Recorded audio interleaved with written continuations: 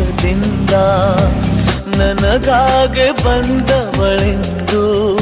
ಆಹಾ ಎಂಥ ಮಧುರ ಯಾತನೆ ಕೊಲ್ಲು ಹುಡುಗಿಯೊಮ್ಮೆ ನನ್ನ ಹಾಗೆ ಸುಮ್ಮನೆ